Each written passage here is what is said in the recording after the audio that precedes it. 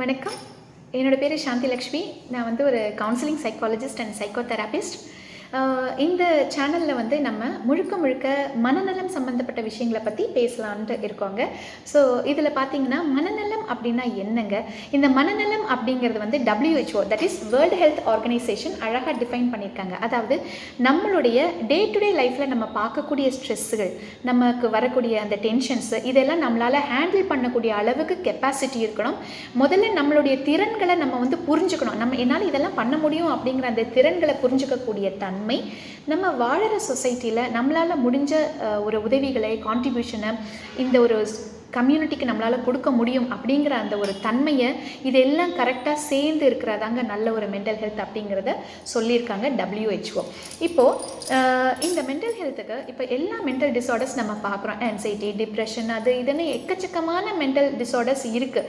இது எல்லாத்துக்கும் root cause என்ன அப்படின்னு பார்த்தீங்கன்னா ஸ்ட்ரெஸ் லெவல் தாங்க. இந்த ஸ்ட்ரெஸ் லெவலை வந்து நம்ம எப்படி கம்மி பண்ணுறது, இந்த ஸ்ட்ரெஸ் வரும்பொழுது நம்ம எப்படி அதை மேனேஜ் பண்ணுறது அப்படிங்கிற விஷயத்தை நம்ம இப்போ டிஸ்கஸ் பண்ண போகிறோங்க. இந்த ஸ்ட்ரெஸ் லெவல் தான் வந்து root cause for all mental illnesses. சரிங்களா? ஸோ இந்த ஸ்ட்ரெஸ் லெவல் ஆக்சுவலாக பார்த்தீங்கன்னா அதுக்கு முன்னாடி நான் ஒரு விஷயம் சொல்கிறேங்க. தட் இஸ் நம்மளோட பிரெயின் கெமிக்கல்ஸில் நடக்கக்கூடிய பேலன்ஸ் அண்ட் இம்பேலன்சஸ், இதுதான் வந்து நம்மளுடைய ஓவரால் மென்டல் ஹெல்த்து, வெல்பீயிங் எல்லாத்துக்குமே ஒரு மெயினான காரணம். பார்த்திங்கன்னா ஒரு 4-5 கெமிக்கல்ஸ் இருக்குங்க. அது வந்து டோபமைன், செரட்டோனின், ஆக்சிடாசின், என்டோஃபின்ஸ். அதுக்கப்புறம் வந்து ஸ்ட்ரெஸ்ஸோட மெயினான ஒரு இதுவே பார்த்திங்கன்னா கெமிக்கல் வந்து தட் இஸ் கார்டிசால். ஸோ இதனுடைய லெவல்கள் எல்லாமே வந்து பேலன்ஸ்டாக இருந்ததுனா தான் நம்மளால் அழகாக எல்லா ஸ்ட்ரெஸ்ஸையும் எல்லா சுச்சுவேஷன்ஸையும் சூப்பராக வந்து நம்மளால் ஹேண்டில் பண்ண முடியும். சரிங்களா? ஸோ இதுதான் வந்து கெமிக்கல்ஸினுடைய வேலை. ஸோ இந்த கெமிக்கல்ஸ் எல்லாம் அழகாக பூஸ்டப் பண்ணுறதுக்கு நிறைய விஷயங்கள் இருக்குது. இப்போ டோபமைன் எல்லாம் பண்ணி எக்ஸசைஸ் பண்ண ஒரு சின்ன ஒரு கோல் செட் பண்ணிவிட்டு நீங்கள் அதை அச்சீவ் பண்ணிட்டீங்கன்னா சந்தோஷப்படுவீங்க பாருங்கள். அதில் இந்த டோபமைன் வந்து சூப்பராக இன்க்ரீஸ் ஆகும், அதனுடைய லெவல் அழகாக பேலன்ஸ் ஆகும். அதே மாதிரி செரட்டோனின் நமக்கு சுயநம்பிக்கை, நமக்கு தன்னம்பிக்கை இருந்துட்டாலே செரட்டோனின் லெவல் அழகாக பேலன்ஸ் பண்ண முடியுங்க. அதே மாதிரி ஆக்சிடாசின், ஒருத்தருக்கு சின்ன ஒரு உதவி செஞ்சு பாருங்கள், அதில் கிடைக்கக்கூடிய சந்தோஷத்தில் நீங்கள் அழகாக உங்களுக்கு வந்துட்டு உங்களுடைய ஆக்சிடாசின் லெவல் சூப்பராக பேலன்ஸ் பண்ண முடியும். அதே மாதிரி தான் வந்து என்டோஃபின்ஸு நல்லா ஸ்ட்ரெச் பண்ணுறது, எக்ஸசைஸ் பண்ணுறது, இதன் மூலமாக அவங்களுக்கு அழகாக பேலன்ஸ் பண்ணிக்கலாம். இந்த கார்டிசாலுமே வந்துட்டு நம்ம ஸ்ட்ரெஸ் எப்போவுமே EU ஸ்ட்ரெஸ்ஸு, டிஸ்ட்ரெஸ்ஸு 2 ஸ்ட்ரெஸ் இருக்குது. ஒன்று EU ஸ்ட்ரெஸ் வந்து நல்ல stress, that is exam and interview அப்போல்லாம் நம்ம கொஞ்சம் படப்படான்னு இருப்போம் பார்த்தீங்களா? ஸோ இதெல்லாம் முடிச்சதுக்கப்புறமா நம்ம ஜாலியாகிடும். ஸோ தட் நமக்கு அந்த ஸ்ட்ரெஸ் லெவல் கம்மியாகிட்டு காம் ஆகிடும் மைண்டு. ஸோ அப்போ வந்து நமக்கு கார்டிசால் ஹெல்ப் பண்ணும்.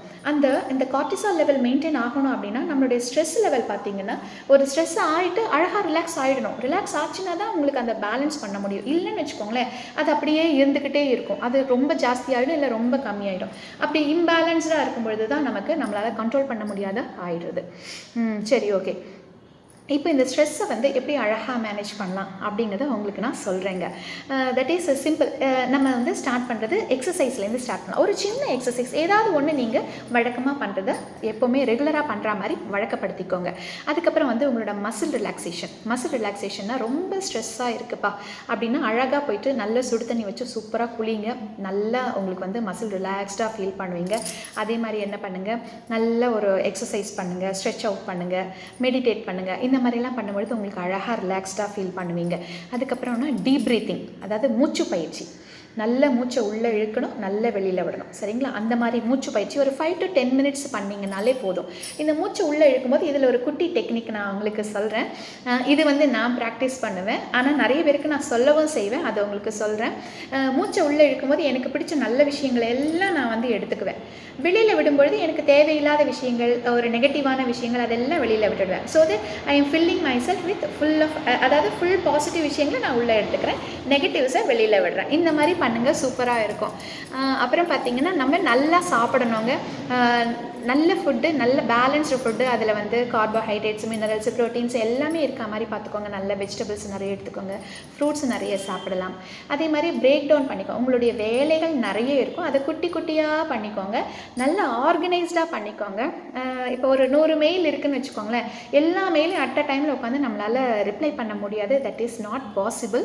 அதனால் ப்ரையாரிட்டி பண்ணிக்கோங்க, முன்னுரிமை கொடுங்க. இந்த மெயில் வந்து இப்போ ஃபஸ்ட்டு அனுப்பணும், இந்த மெயில் நம்ம அப்புறமா அனுப்பிச்சிக்கலாம் அப்படின்னு முன்னுரிமை கொடுத்து நீங்கள் பண்ணுங்கள்.